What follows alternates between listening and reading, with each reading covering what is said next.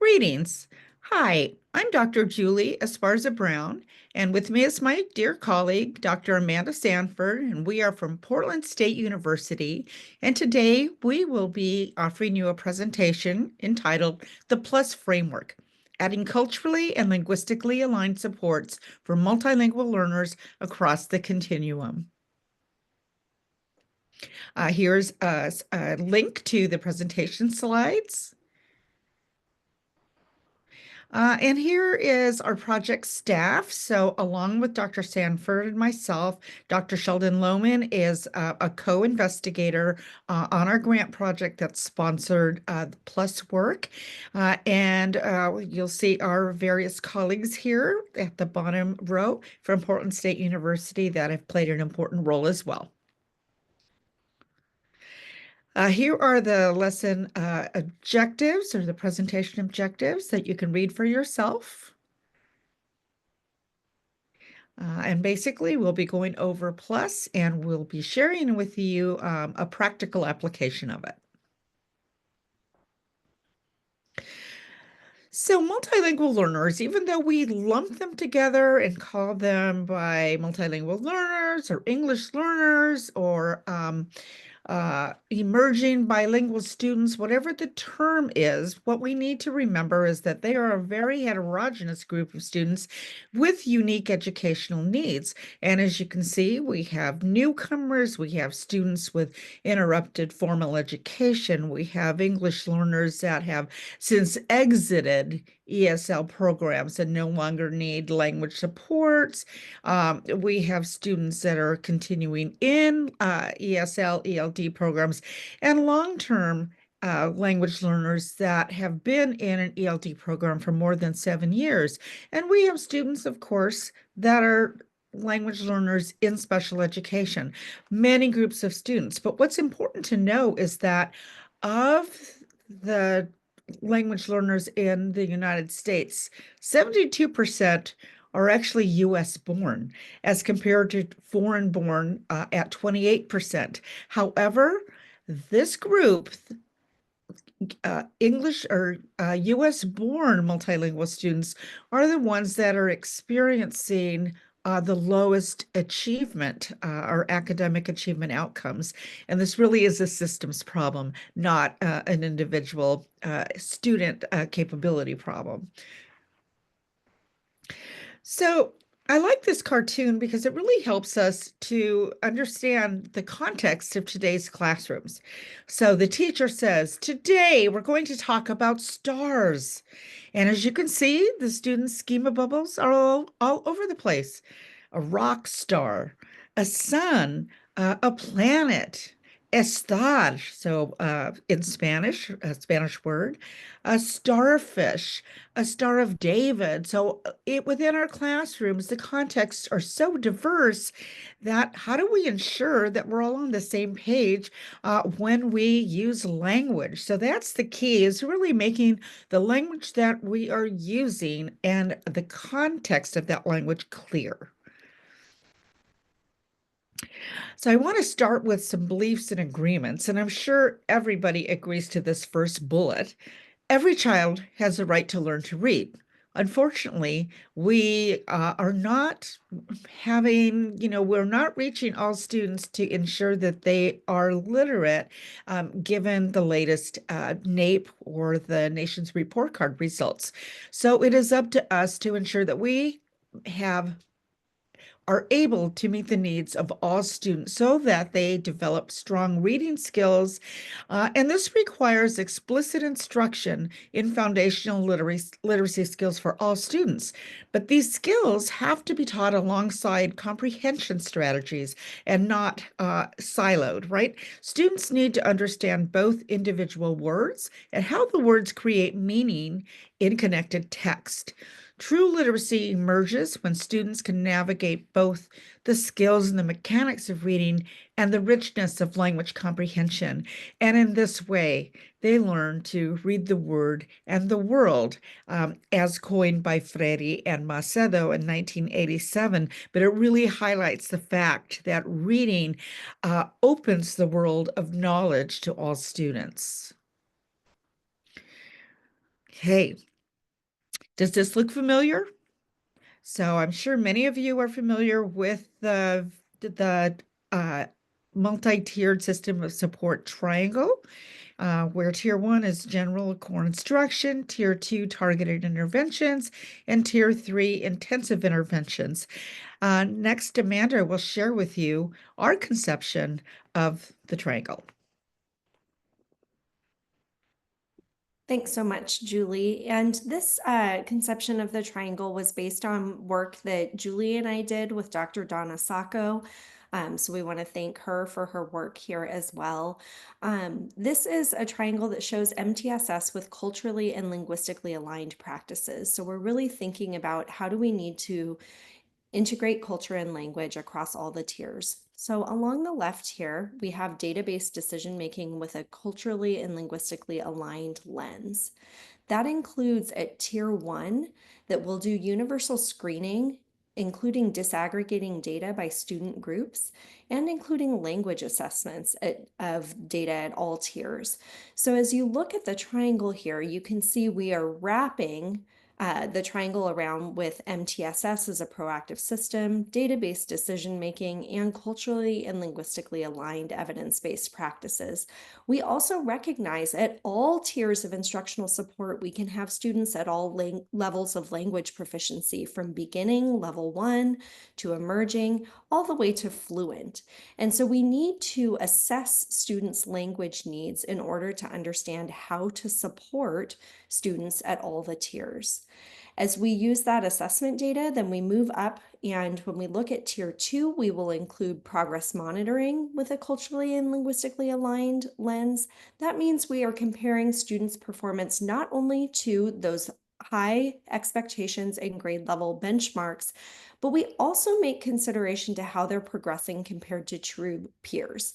It's important to compare apples to apples so that we are looking at students who have similar backgrounds to say, are they growing at a reasonable pace compared to other students with similar experiences?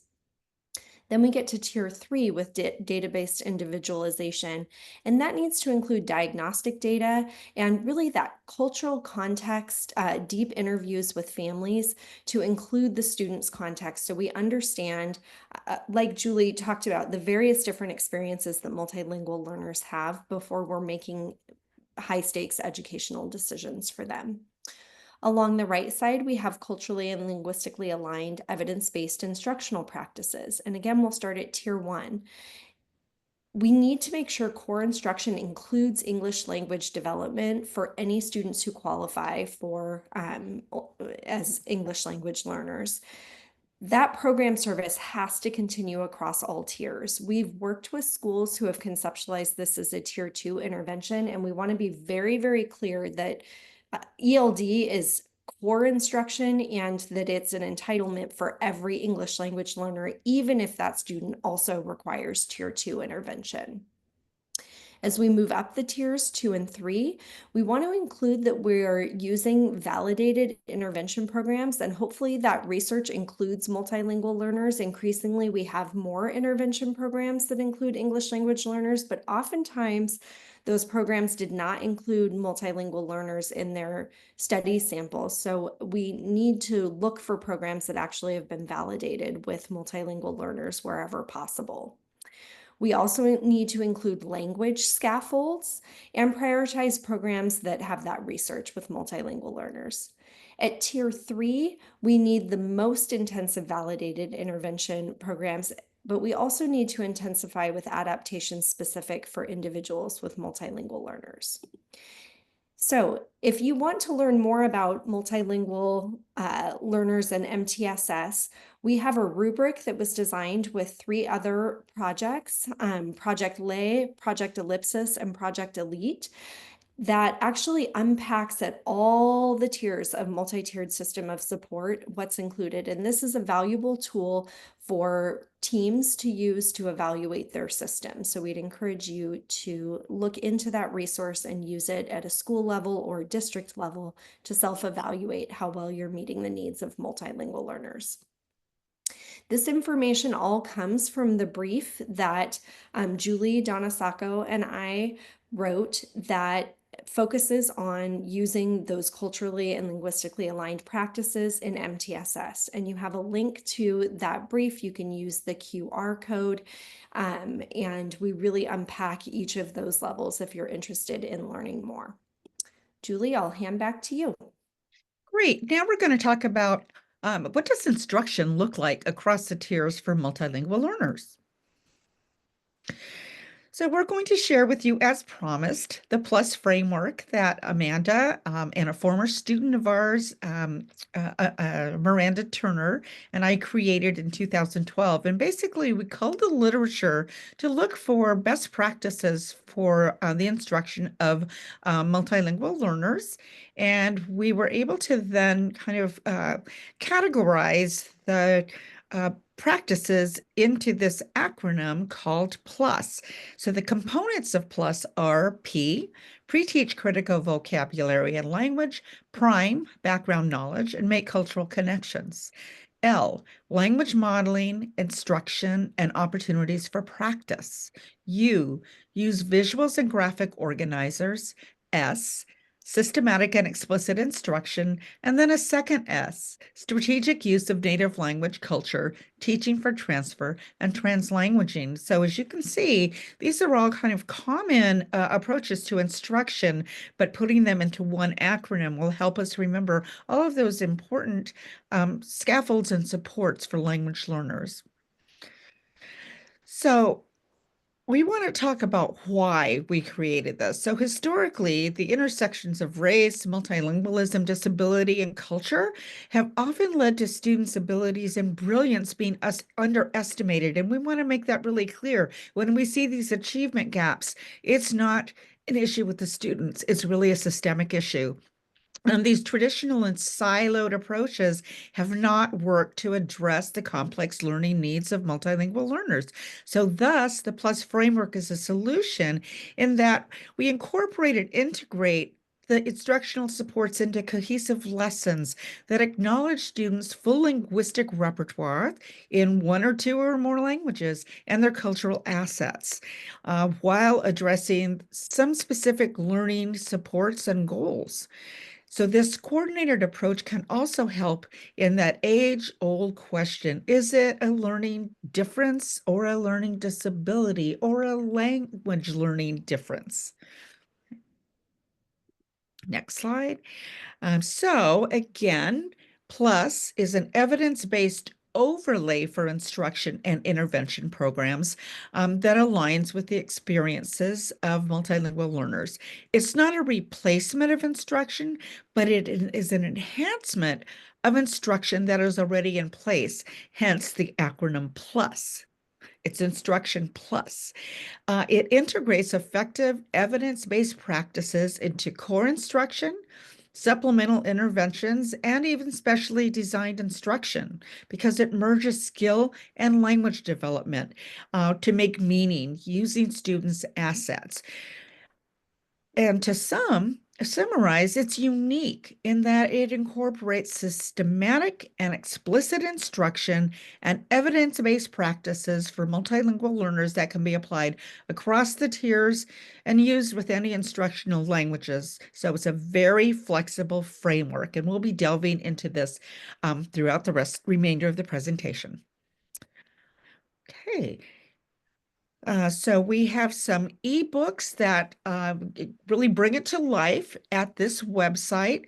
They're in English and Spanish. They're free and downloadable. So take a look at those, please, at your leisure. Within those books, you'll see we have developed a lesson plan template. This is what it looks like. As you can see, it consists of content objectives, and then most important or equally important are language objectives, because we're always tying in that explicit instruction around language. We've numbered the components, starting with content objectives, language objectives, and then going to systematic and explicit instruction.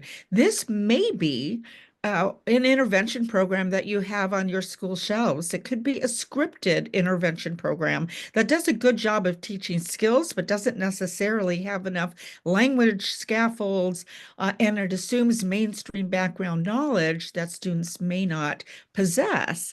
And so, therefore, then we look at the lesson to pull out critical vocabulary that we're going to teach, maybe 3 or 4 of those, we call them big dog words that are important across contexts, and look at the background knowledge that we may need to help students understand or provide background knowledge for them, and make those cultural connections. And then LUS, S2, are those strategies of how we then deliver instruction. And you'll see a QR code to the lesson plan as well. Okay, so we begin with lesson and content objectives. So we're going to kind of unpack each of these components for you.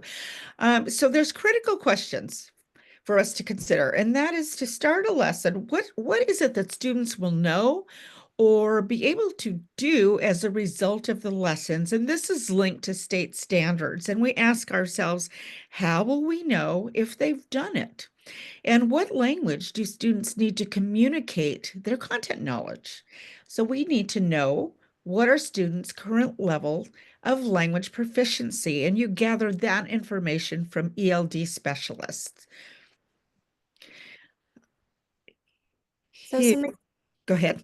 some examples of language objectives, we want to use active verbs that will name the function and using whatever the form is, the language target, or students will use the language target to and use the function. So a couple examples, students will orally describe 3 traits of the main character using precise adjectives in a phrase. Examples, phrase, short sentence, complete sentence. Students will use present tense persuasive verbs to defend a position or idea in one either phrase, short sentence, or complete sentence. So we have an example here where we were looking at a fluency-based program, and we wanted to include both fluency and comprehension objectives here, and also language objectives. So for fluency, we said by a given date, given a 1-minute timing and practice text, the learner will read 90 words correct per minute or 30 words more than their first attempt with 98% accuracy as measured by the teacher record form. So we have a fluency objective that's very clear, observable, and measurable. The comprehension objective then was by date, given 7 literal and inferential comprehension questions that focus on main idea, vocabulary, and recall. The learner will independently respond with 80% accuracy as measured by student written responses on a worksheet. So we wanted to make sure that they understood what they were reading in addition to being able to read accurately and fluently. Then when we think about the language components that are important here, we said by date, after being pre-taught vocabulary and shown visuals, the learner will use a provided sentence frame, I predict that we will read about blank, to write a prediction of the given text in 1 or more complete sentences that includes the topic, title, or appropriate key vocabulary. So we wanted that language objective to be very clear and gave a sentence frame to scaffold students' language. The retell objective by date, after reading the given text and going through comprehension questions, when given a 5-minute timed writing task and 2-sentence parameter, the learner will be able to write a summary, clearly stating the main idea, and include 3 or more supporting details from the text as measured by a teacher scoring sheet. Handing back to you, Julie. All right. So now let's look at the components of PLUSS beginning with P. Next slide. Okay, so to define it, we identify and pre-teach vocabulary and build background knowledge that's critical to understanding the content, and make connections to prior learning, or sometimes, it's new learning. And we make connections to their experiences and cultural knowledge. So we teach word learning strategies to support understanding and word usage in context. So that's a big chunk of it, right? So The questions to consider when we plan this is which words are critical to understanding text? Which words can be taught with simple synonyms, visuals, or fast mapping?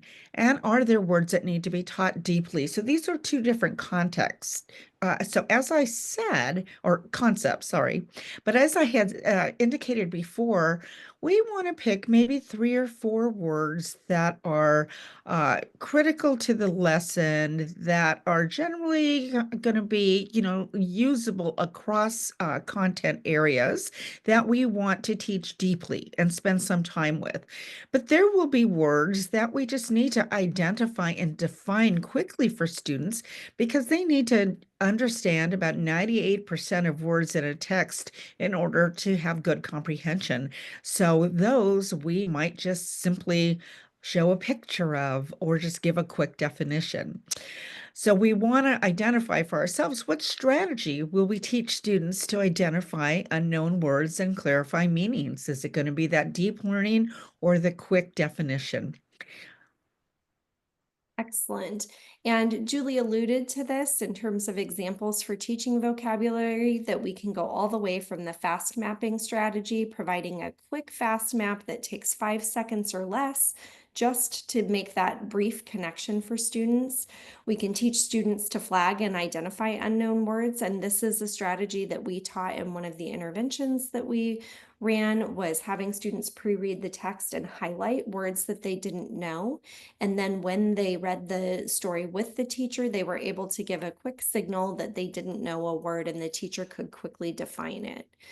Also, teaching word learning strategies, so teaching morphemic, syntactic, and contextual analysis helps students be word learning detectives on their own. And for some vocabulary words, generally in core instruction or content area instruction, we may go deep, teaching students to pronounce the word, providing a student-friendly explanation or a part of speech, using examples and non-examples, and checking for understanding. And you have a Freyer model here of multiple ways students could engage with a word when you need that deep comprehension and you really want to understand all the features and the ways that the word can be used in context. So we have an example here, and I want to give a nod to the valuable work that our master's students who just completed their master's project, Paulina Monroy, Amy Foster, Jennifer Endicott, Reagan Kelsey, Holly Bird, and Anna Angel Gabrielle. They designed this PLUSS lesson plan looking at an overlay to improving instruction for a fluency program. And one of the things that they did was they created a dual language glossary. And so you can see here in the lesson plan that they prompted the students to have the teacher read the word, students read the word, and then chorally read the definition together. And then they created a dual language glossary to include a visual of the word, have the English word and Spanish word, and a definition in English and Spanish, because we were working with several students whose native language was Spanish. And that really allowed for students to hopefully deepen their understanding just a little bit more so that they could have access to understanding the story more effectively. Okay, so in considering priming background knowledge, ask yourselves, what is the background knowledge that students will need to understand or learn the content and the language objectives? So can students' existing knowledge be extended by identifying larger themes that correlate with their experiences? So again, making connections to students. And we also want to consider, whose knowledge is being privileged. And that is, one of the issues in mainstream um, uh, curriculum is that it really assumes kind of middle class knowledge, and our students may not have that knowledge. And that's why it's so important to provide background knowledge with the students. So some examples of priming background knowledge include reviewing previously taught information and making connections for students to prior learning. They could pre-read an informational text that provides information about a topic being discussed, or if there's informational text that would help to understand the narrative. You could show a brief video providing background knowledge relevant to the text, or use video, informational text, and experiential learning to expand background knowledge and expand the curriculum. Okay, making cultural connections. Are there concepts that have the different or same meanings across students' cultures? And then how do we engage with students and families to learn about their backgrounds and experiences? And there are many tools out, um, easily found through an internet search on ways of interviewing families and really helping to determine their experiences and their assets that we can connect our curriculum with. So some of the examples are reading aloud a culturally relevant text that includes the concept being taught. So ex extending your curriculum, in other words, and make connections from lessons to text. And what is helpful is we have found creating culture maps to get to know more about your students and using these culture maps as living documents where students can add on throughout the year. And here's some visual examples of them. But one thing to consider is that culturally aligned books are really based on your groups of students. So we want to expand everyone's knowledge of various cultures, but we also want to make sure that students see their own cultures in the materials. Next component, L, language modeling and opportunities for practice.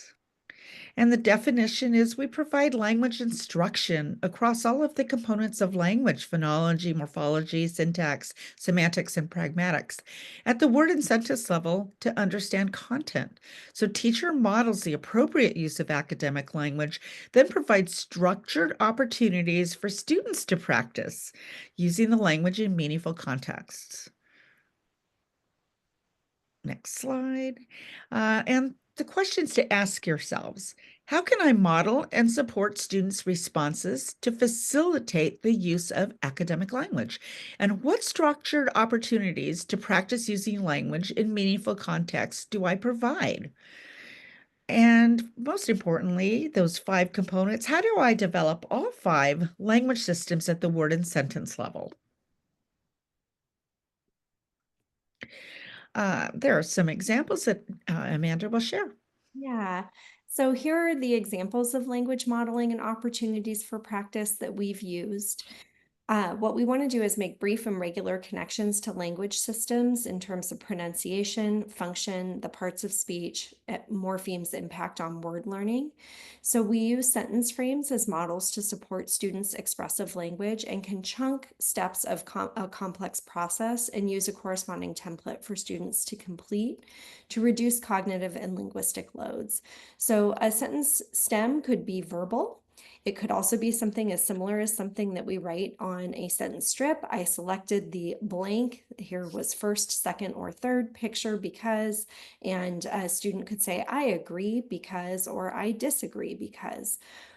We also have worked with Tigard Tualatin School District, who has a really rich way that they provide multiple opportunities and sentence structures for students to engage, starting with more basic structures. For example, in compare and contrast, we can talk about blank is like blank because they both blank.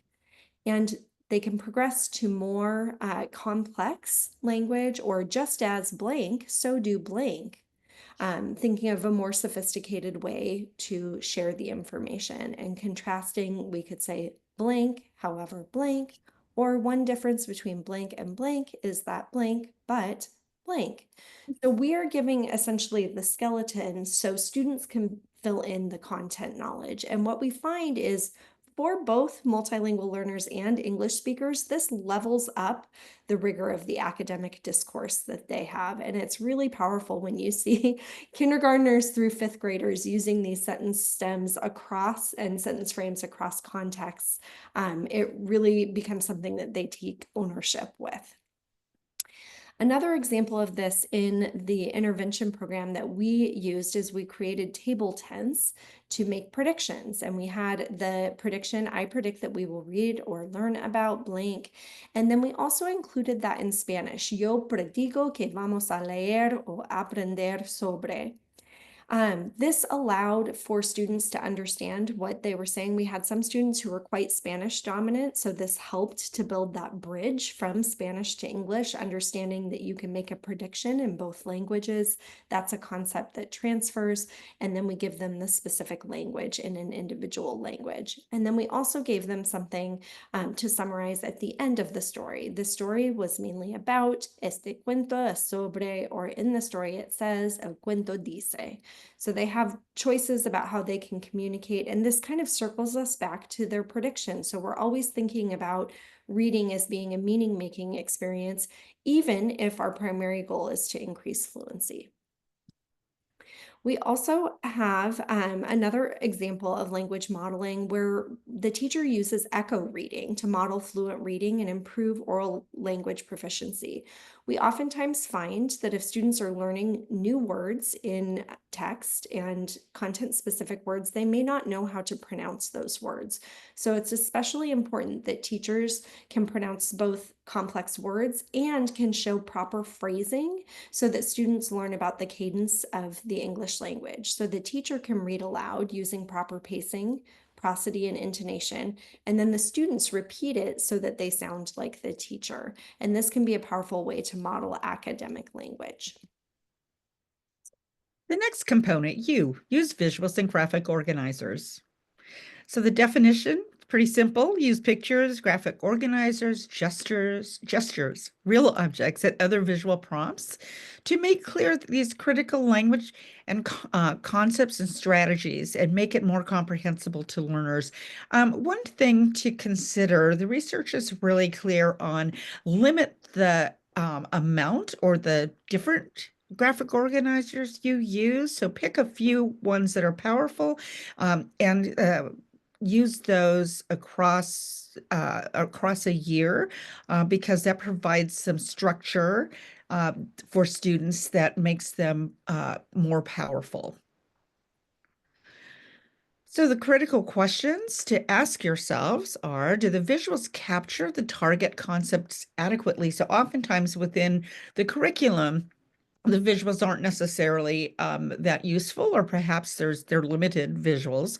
So what can we provide to really extend those concepts? And here's a great link that provides a diversity of pictures and various cultures. So that's a useful link. Keep that handy. Do I use visuals as a model for a completed product? So we want to start with the end in mind, right, for our students. And then is there a graphic organizer to illustrate the concepts or relationships being taught? And do I plan to explicitly teach and consistently use a limited set of graphic organizers? As I said before, this is really supported by the literature. So some examples of using visuals and graphic organizers, we can use pictures, realia, which is an example of real objects, or gestures for vocabulary words. We can post content and language objectives, sentence frames, vocabulary words, when those are visible in the classroom. That gives a place that students can reference back to. Or we could show the definitions and visuals in a slideshow. So we've got a few different examples of ways visuals can be used either through a concept map or a Venn diagram that's comparing and contrasting differences and similarities between solid and liquid, or this dual language glossary where we included these visuals. And I will say this is a powerful place to make cultural connections as well. Like Julie mentioned, using pictures that include pictures that look like your students is really important to make those connections. And so visuals is one way that we can do that in a deliberate fashion. Here's another example of visuals when we were teaching about magician's cone snails, that we could point to the different vocabulary words and actually show them in a diagram. And this was kind of a fun story where the snail actually has a tooth that is like a harpoon and it's filled with venom and captures and can kill prey very efficiently, where they kind of vacuum up the prey with the tube. And so this diagram hopefully helps to make that concept more understandable for students. Okay, the first S, sometimes called S1, systematic and explicit instruction. So the definition is systematic instruction, of course, involves teaching in sequential, manageable steps that progress from simple to more complex concepts and skills over time. Teaching pre-skills before introducing more advanced concepts, and fading support as skills are developed and then generalized. And explicit instruction. So we overtly teach each step through teacher modeling and examples, including the following steps: explain, model, provide guided practice with monitoring and feedback, and opportunities for independent practice. So, as we also know it as I do, we do, you do. Some critical questions. Do I explicitly teach or state the purpose of the strategies and techniques? Do I use direct, discrete steps in my modeling? And do I read the room to measure students' understanding and encourage questions? So we always need to give ourselves the feedback by really observing students closely to try to gauge their understanding. And the guided practice. Can students anticipate the next step in a routine? Is this a gradual release of responsibility? Independent practice? Are there practice opportunities are they frequent and distributed?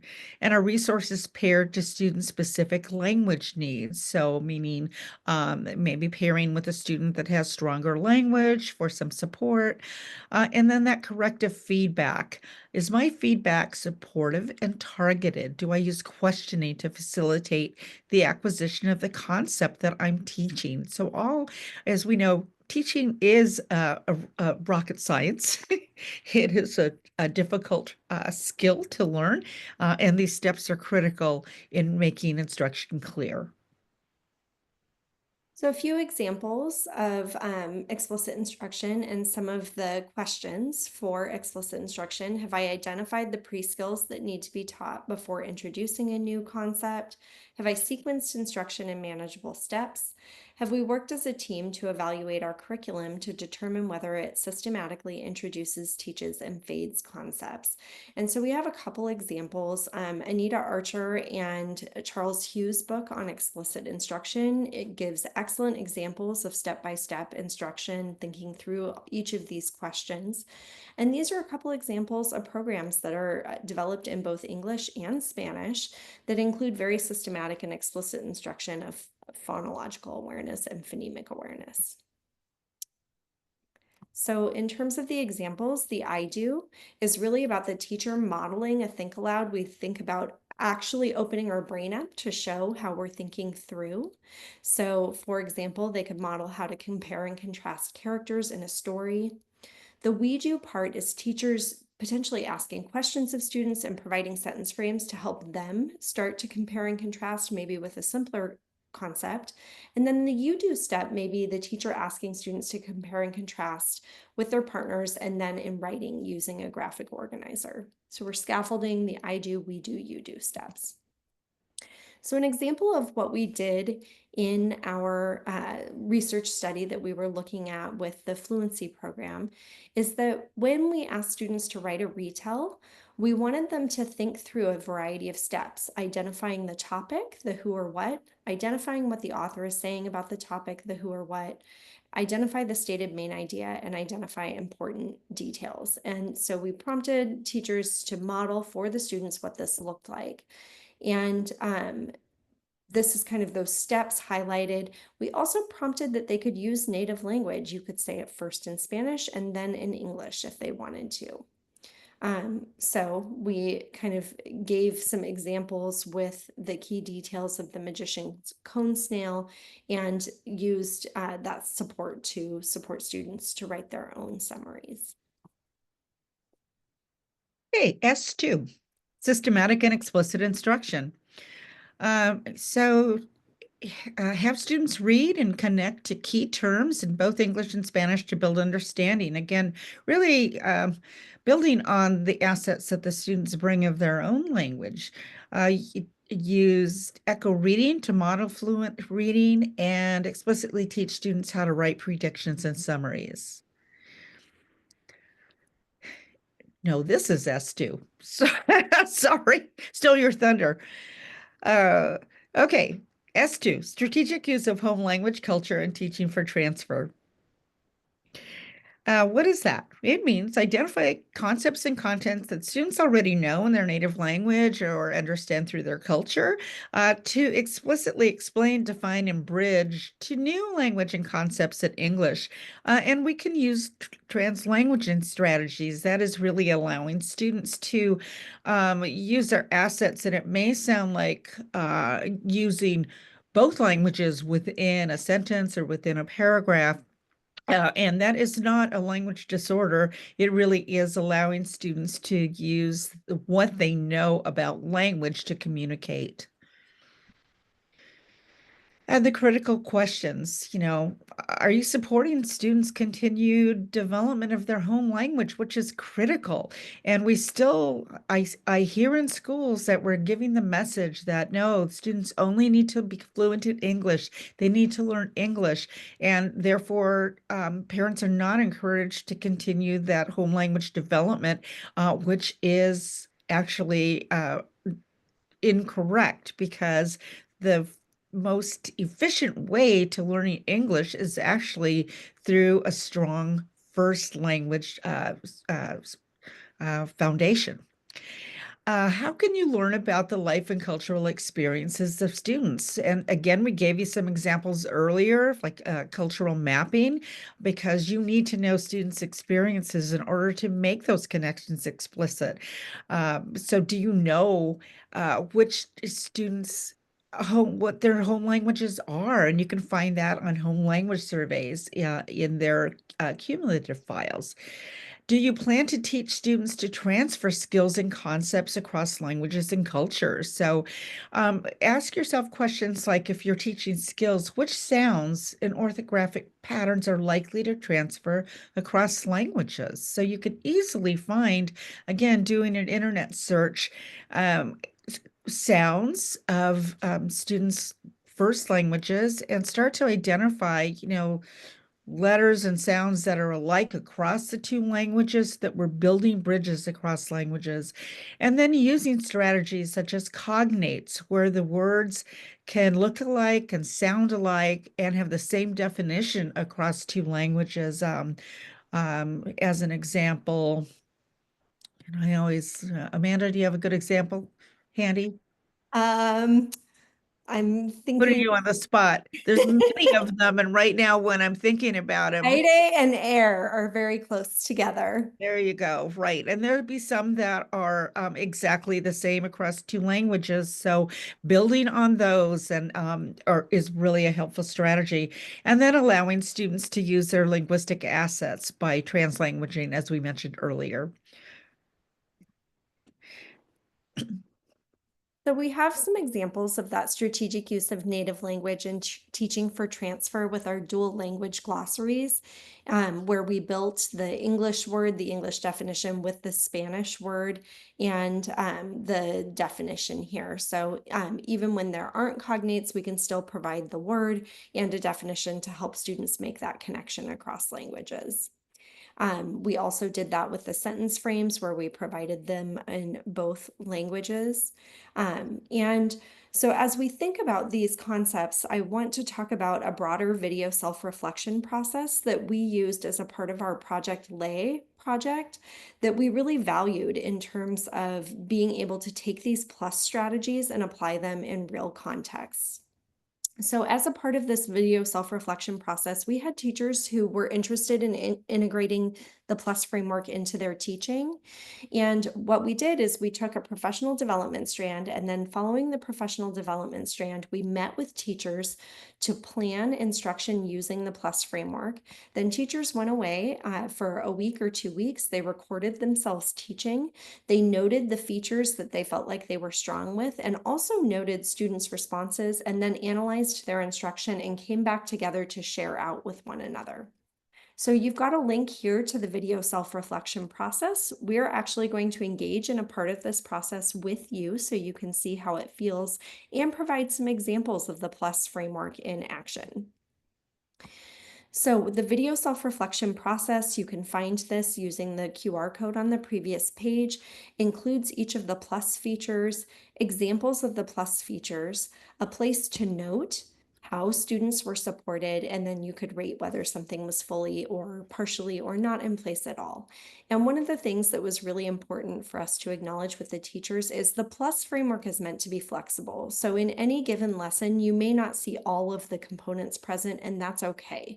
It's actually very important that we strategically use the framework to boost student understanding, but not pull away from the fidelity of the program that's being taught. So the goal is to provide that little boost, not to change the objective of the lesson.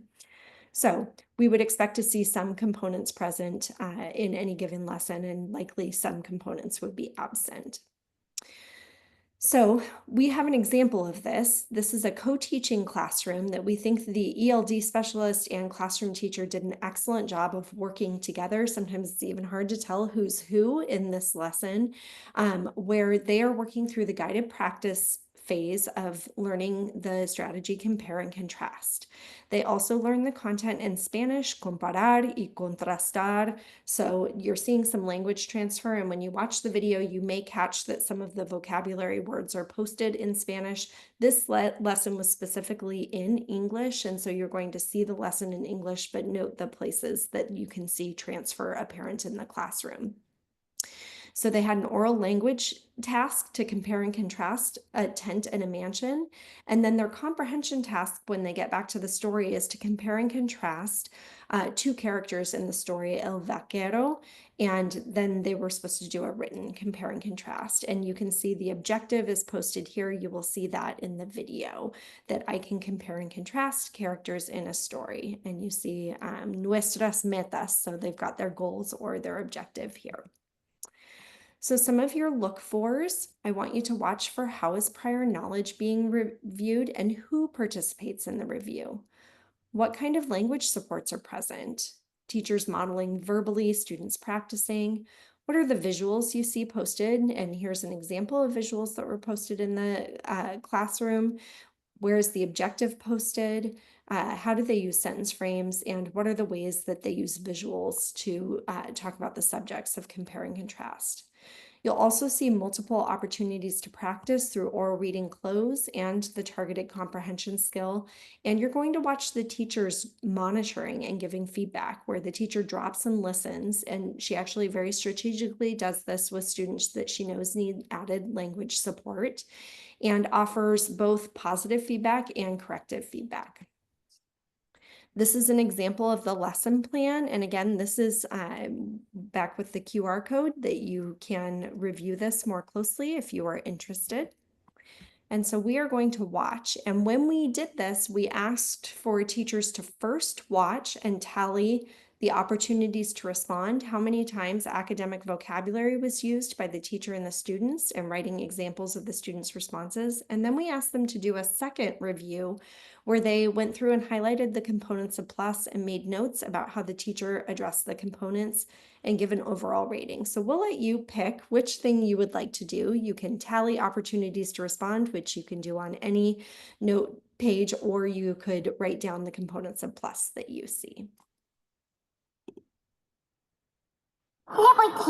Liberty Mutual is all she talks about since we saved hundreds by bundling our home and auto insurance. It's pronounced Liberty. Liberty. All right, get through the commercials. Friends, we are going to start a new text today, but we have the same focus, comparing and contrasting. So read it after me. I can compare and contrast the characters in the text. Yeah, today we're going to read a short text and we're going to compare two characters along with answering some text questions with evidence. Okay. To review, compare and contrast, you guys fill in the highlighted words. Are we ready? Yes. I'm looking at theater seating. I see a lot of theater seating. Okay. When you Compare, analyze and discuss the between at least two people, places, events, or things. And that's compare. When you analyze and discuss the between at least two people, places, events. So one of the things that we do is we oftentimes pause at the beginning, and already you've seen frequent opportunities to respond, choral responses where everybody's expecting to participate. You're seeing targeted vocabulary being taught. You're seeing the posting, the visual posting of the objectives, as well as a Venn diagram that represents the graphic organizer students are going to use. So you can already see both frequent opportunities to respond and the PLUSS components in place. So now that you've kind of tuned into those things, we'll watch the rest of the video, watching for those other components and the ways that students are responding. And friends, we talked yesterday about some great comparing words. It looks like you made a list. I want you to check over here. Let's read through our list that you guys came up with yesterday of comparing words. All right. So some phrases we could use are both are blank. Both are blank. Okay. Next one. You could say are similar because. Are similar because. Likewise. Likewise. Let's talk about how they're similar. Likewise, the second thing or person or place is similar. Blank and blank both blank. Blank and blank both. Blank is like blank because. Blank is like blank. You could also say, finally, you could say blank and blanks are alike because. Blank and blank. Pair things, people, places, things that are similar. Awesome. And then it looks like right next to that, we have our list of contrasting words that we started 2 days ago.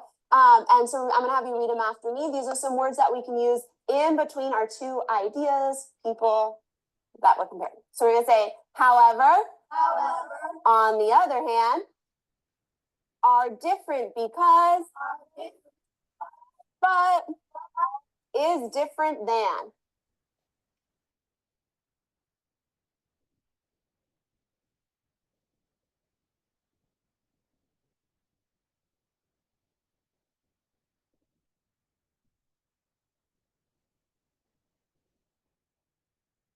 Did we lose our sound? Does not. It tells how they are different. Okay, so we're going to add whereas to our list. And then we're also going to practice comparing.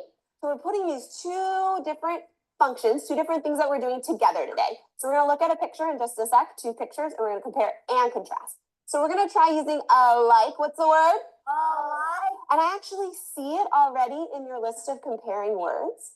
We're going to say an iguana and a snake are alike because they both are reptiles. And because we're going to compare and then contrast, we added this word here. What word is this, friends? Yeah, because in our first sentence, you're going to tell someone a comparison. And then in the second sentence, you're going to tell them a contrasting observation. So we're going to use however in order to transition between those two ideas. Then you're going to give your contrast with whereas. Exactly. I'm going to give an example of what this will look like. And then Mr. Brandt, you want to give an example as well? Okay. So we're going to say, you can say picture 1, picture 2. You could also just describe what you see.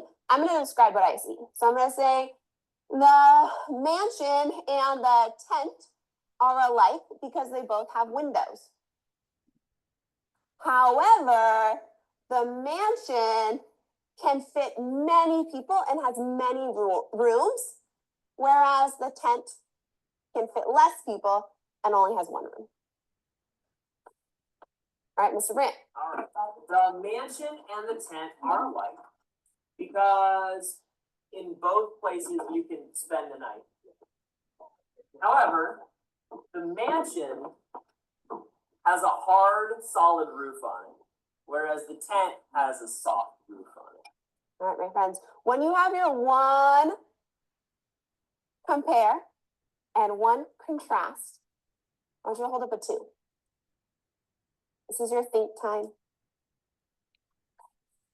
We are going to share with pencils in the middle. That means as you share at your table, you'll put your pencil in the middle to tell us that you've been able to share a comparison and a contrasting sentence, okay? Any questions about what you're going to do with your table mates? We're going to go 1, 2, 3, 4. If anyone's missing, just move to the next number. And at the end, we'll call one person from each table. We'll pick a number and you're going to stand up and share out.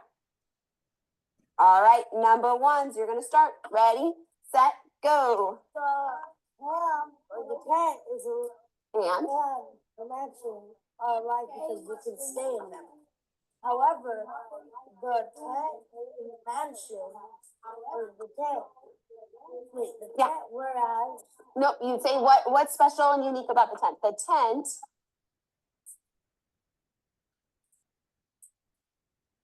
Pencils in the middle. You leave it there. All right. All right, friends. I can tell most of our friends have shared. Show Pax if you're done.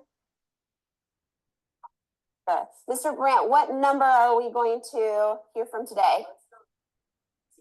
If you are number 2, quietly and quickly stand up. We're going to start with Logan. So the mansion and the tent are alike because they both have roofs over their heads. However, the mansion is in a boring old forest, whereas the tent is in a luscious, beautiful place where you can actually get hit by waves. Yeah, you notice the difference in their location, right? The tent's on the beach, looks beautiful, whereas our mansion's in the forest. Thank you, Logan. Today, at the end of our cold read, after you've answered the text questions, you're going to need to compare. I'm going to pause us there for time purposes and come back to the presentation. And so what we hope you saw is many opportunities, especially that pencils in the middle, that every student was held accountable for their answers. Every student had an opportunity to participate, and the teacher gave very specific support and feedback, both positive feedback and a gentle correction, to help the student kind of raise the level of academic rigor of their responses before they were asked to write down their responses. So one of the questions, isn't this all a lot of work? One of the main questions that we think should be asked, though, is what are student outcomes when we do not address their intersectional assets and any needed support? So at its core, PLUSS ensures that all students, regardless of linguistic background or learning differences, receive the comprehensive, coordinated support they need to thrive academically. It recognizes that we must transform our systems to meet student needs rather than expecting students to conform to systems that were not designed for them in mind. We can and must do better. And I think one of the things that we love about this example video is it highlights the collaboration that's happening between the general education content expertise and the English language development teachers. In this school, they meet once a week to plan lessons.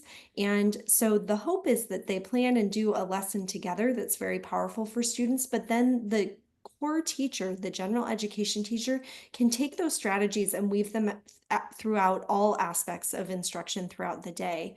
One of our favorite principals, Jordan Mills, talks about the fact that you cannot learn language in 30 minutes a day. So we really need to be thinking about how we partner, how we collaborate to ensure these opportunities occur across the school day.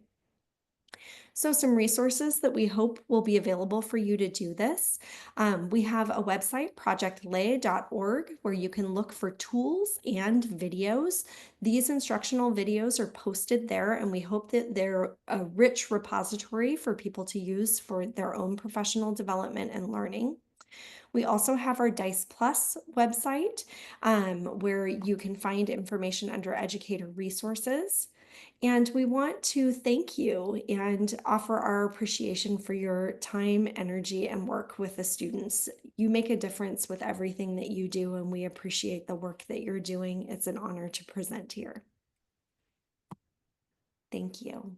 And here is our contact information if you have any questions. So thank you so much for joining us in this virtual format, and we look forward to hearing from you. Bye.